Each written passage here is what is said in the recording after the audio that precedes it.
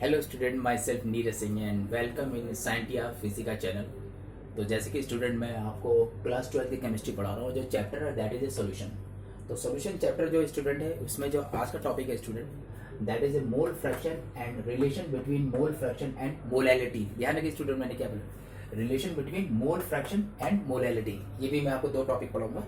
तो सबसे पहले स्टूडेंट मैं आपको मोल फ्रैक्शन समझा दूँ। बहुत सिंपल चीज़ है, ये भी जो है another kind of concentration of the solution है। ये भी यूनिट है। तो मोल फ्रैक्शन सिंपल सा है स्टूडेंट। किसी सोल्यूशन के अंदर आप जानते हैं सॉल्वेंट सॉल्यूट्स पड़े होते हैं, तो कोई भी कंपोनेंट्स है तो सोल्यूशन के अंदर किसी एक कंपोनेंट का जिसका आपको मोल फ्रैक्शन निकालना, तो उसके नंबर ऑफ मोल्स ऊपर ले लीजिए, number of moles, and divided by the total number of moles of the solution. Total number of moles of the solution यानी उस सोल्यूशन के अंदर सोल्यूट सॉल्वेंट जितने सबके मोल जो नंबर ऑफ मोल्स वो उनको अपॉन में कर लीजिए। यानी ऊपर क्या होगा, जिस कंपोनेंट का मोल फ्रैक्शन निकालना उसको ऊपर रख दीजिए and divided by total number of moles of the solution. ये जो रेशियो है स्टूडेंट, इसी रेशियो को हम लोग क्या बोलते हैं, मोल फ्रैक्शन बोलते हैं। यानी कि द मोल फ्रैक्शन, इसको एक्स से दिखाते हैं, of A component is equal to the ratio number of moles of the component. जिस कंपोनेंट का मोल फ्रैक्शन है उसका कंपोनेंट ले लीजिए, उसी का रेशियो लेके to the total number of component of the solution. तो टोटल नंबर ऑफ सॉल्यूशन के रेशियो के बराबर होता है। अगला ये स्टूडेंट, क्योंकि ये मोल अपॉन मोल है तो it is a dimensionless quantity. यानी कि मोल फ्रैक्शन का कोई भी यूनिट नहीं होता, ध्यान रखिएगा student, it is a dimensionless quantity. और मोल फ्रैक्शन और मोलैलिटी आर नॉट, ये सबसे इंपॉर्टेंट पॉइंट है। आप जानते हैं कि मोलैलिटी हो गया, फॉर्मेलिटी हो गया एंड नॉर्मेलिटी हो गया, वो सब टेम्परेचर डिपेंडेंट थे। क्या थे? Temperature depend. लेकिन मोल फ्रैक्शन हो गया या मोलैलिटी हो गया, ये टोटली टेम्परेचर पर डिपेंड नहीं करते हैं। यानी कि it is a independent of the temperature. यानी टेम्परेचर का इस पर कोई असर नहीं होता, चाहे टेम्परेचर हाई करिए चाहे लो कीजिए मोल फ्रैक्शन में आपका टेम्परेचर का कोई फर्क नहीं पड़ेगा। अगला ये स्टूडेंट ये है कि जैसे ए कंपोनेंट है, कोई ए कंपोनेंट मान लिया, जैसे कोई सोल्यूशन वो ए बी सी कई कंपोनेंट से मिलकर बना है, तो x A is equal to n A upon n A plus n B. अब एन क्या, it is a number of mole of the A component.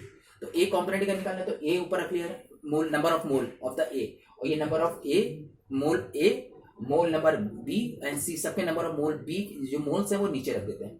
ऐसे ही अब यह जानते हैं आप लोग, नंबर ऑफ मोल बराबर क्या होता है, वेट अपॉन मॉलिक्यूलर वेट। तो सिंपल से यहाँ पे ए कंपोनेंट है तो ए कंपोनेंट का wait upon molecular weight of the A component का मॉलिक्यूलर वेट और मॉलिक्यूलर वेट का जो रेशियो, ये नंबर ऑफ मोल होता है। तो ये ऊपर रखते हैं, वैसे ही वो नीचे वाले भी रखते हैं, W A upon M A plus W B upon M B, ये पूरे रेशियो करके नीचे। तो यानी कि total mole fraction of A component बराबर हमारा ये निकल आएगा। अब स्टूडेंट ये है कि सोल्यूशन के अंदर कंपोनेंट ए बी सी कई हो सकते हैं, तो सबके मोल फ्रैक्शन का अगर सम करते हैं, जैसे कि mole fraction of A plus mole fraction of B plus C plus D, सबके मोल फ्रैक्शन सम करेंगे तो जो सम आता है, जो टोटल सम आता है मोल फ्रैक्शन का सारे कंपोनेंट का, वो 1 के बराबर होता है। किसके बराबर होता है? 1 के बराबर होता है। अब स्टूडेंट मैं आपको जो टॉपिक पढ़ाने जा रहा हूँ, it is a very important, the relation between the mole fraction x and the molality of the solution. ध्यान रखिएगा स्टूडेंट, सिंपल सी चीज है स्टूडेंट, क्योंकि सोल्यूशन के तो सॉल्वेंट या सोल्यूट दोनों होता है। तो जैसे हमने ये ले लिया, सॉल्वेंट का मोल फ्रैक्शन है, एक्स बी से दिखा रहे हैं। Solvent fraction is number of mole of the solvent divided by total number of solvent plus solute, दोनों के मोल नंबर का सम है, यानी टोटल नंबर ऑफ मोल है ऑफ द सोल्यूशन।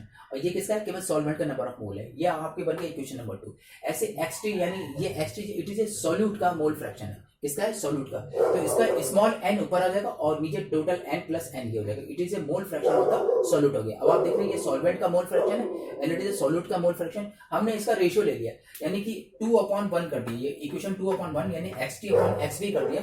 तो n प्लस n कैंसिल हो जाएंगे, तो finally you will get the mole fraction of solute divided by mole fraction of solvent is equal to number of mole of the solute divided by number of mole of the solvent, ये निकल आएगा। और इसकी जब इनका रखेंगे small w upon small m dash, ये क्या होगा? Number of weight of the solute and divided by molecular weight of solute, और कैपिटल एम के molecular weight of the solvent divided by weight of the solvent, ये निकल आएगा। तो ये हमारा एक्स टी है। अब आप जानते हैं स्टूडेंट, ये जो मॉलिक्यूलर वेट ऑफ सॉल्वेंट, इसको क्रॉस मल्टीप्लाई करके एक्स वी के नीचे गया, तो X T upon X V into M हो जाएगा। यानी कि mole fraction of solute divided by mole fraction of solvent into molecular weight of solvent, ये हो गया।